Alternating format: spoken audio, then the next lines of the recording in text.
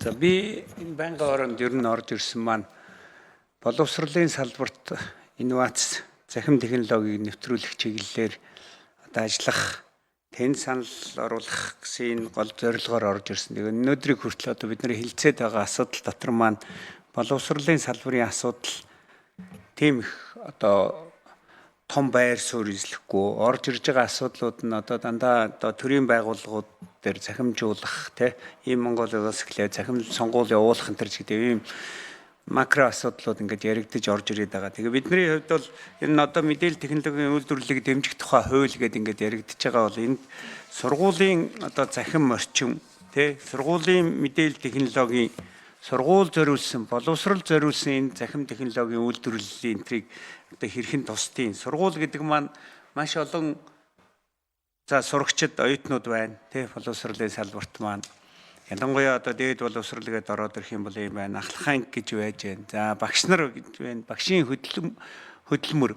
одоо багшийн ажлын байранд одоо энэ захимжиж ирж байгаа. За тэр бүртгэлүүд янз бүрийн одоо бүртгэлүүд маш их олон зүйлүүд ингээ орж ирдэг. Тэгээ энэ бүгдийг одоо их цогцтой харилцаанд очихгүй бол одоо ийм мэдээллүүд авъя, ийм судалгаа авъя гэдэг юм нь одоо захимаар орж ирж байна. Тэр байтугай одоо захимаараа ирцээ аавна гэл энэ асуудлууд ингээ орж ирээл e-скулч гэдэг юм уу ингээд янз бүрийн одоо нэгдсэн нэг тийм бодлогогүйгээр орж ирээд байгаа учраас маш олон энэ захим юмд одоо багш нараас нэлээд дарагдж байгаа.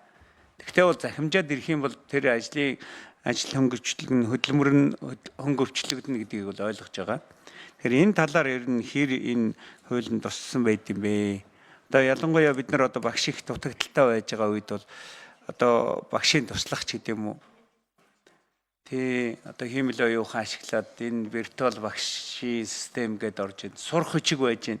Сурах хүчгүүдийг зүгээр нэгэн цаасан сурах бичиг биш, дижитал болгох. Одоо физик химийн сурах хүчгүүд байж ийн. Бид нар энэ лабораторийн тоног төхөөрөмж хүрэлцээгүй байж ийн. Тэгвэл өнөөдөр байгаж байгаа сурах хүчгэн дээрх тэр одоо энерги хадгалагдах хууль ч гэдэг юм уу, импульс хадгалагдах хууль гэж заалаа гэхэд тэрний тэр демонстрашн буюу одоо тэрний туршилтуудыг хийж байгаа юмнууд одоо дэлхийн олон оронд ингээд хийгдээд гадаад хийгдээд ирсэн гой туршилтуудыг бид нар видео хэлбэрээр ингээд энэ онлайн тавигдсан байж байгаа. Тэрийг одоо сурах хүчгээр нь оруулж ирээд тэрийг гаргаад явах ч гэдэг юм уу. Ийм чиглэлийн одоо захим технологийн шилжилтүүд, үйлдвэрлэлүүд боловсролын салбарт хэрэгтэй байгаа маа. Тэгэхээр тэр тухай энэ хуульд маань одоо хэр их тусагдیں۔ Одоо би бол одоо бас энэ байнгын хороонд орж ирсэн. Ерөөсөө яг боловсролын хүлээгээд авах биш. Одоо боловсролын салбарт захим технологийн мэдээллийн технологийн үйлдвэрлэлийн технологиуд одоо хэрхэн орж ирж байгаа талаар ингээд асууж явна гэж бодож байна. За энэ тал дээр энэ хуультай холбогдуулаад хариулт авъя. За 6 номер мэдээллийн технологийн хууль болон ер нь боловсролын захим шилжилтийн талаар бас нэмэлт мэдээлэл өгвөл сайн байна. 6 номер нээж үгүй. За гишүүний асуултанд хариулъя.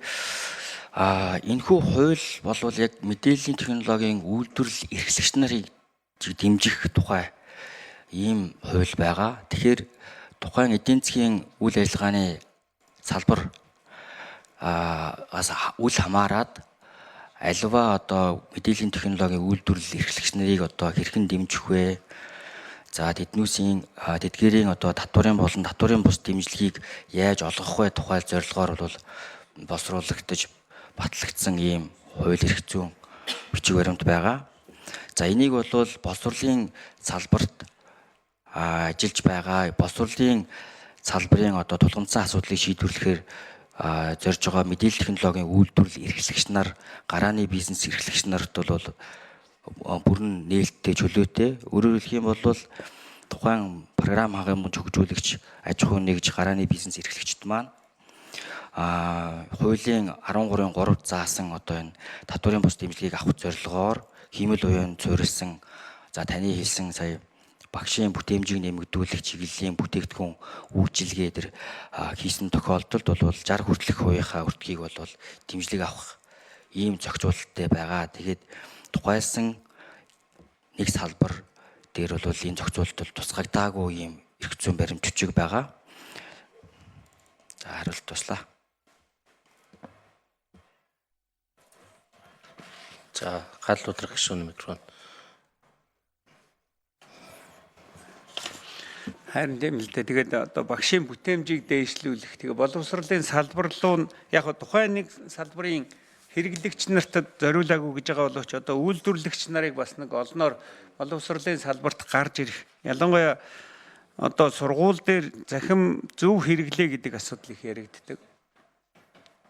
Одоо бид нэр сургууль дээр хүүхдүүд суугаад гар утсаа хэрэглээд аппликейшн хэрэглэж байгаа. За мэдлээ цэг имэн ч гэдэг юм уу энэ хичээлүүдэд ороод үзэх нэрээр зүгээр л захим орчинд ингээд орцсон явж байгаа. Тэгвэл одоо энэ чиглэл дээр нь энэ хуульд тэр сургуулийн орчинд бид нар одоо фэйсбүүкийн одоо хязгаарлах тодорхой цаг хязгаарлах одоо бусад YouTube-ыг үзэх тал дээр нь хязгаарлах ч гэдэг юм. Яг нэг энэ салбарын тэгээ цэцэрлэгийн нас бага анги, дунд анги, ахлах анги тэгээ энэ оюутан болж ирэх энэ чиглэл рүү зориулсан ийм үйлдвэрлэлүүдийг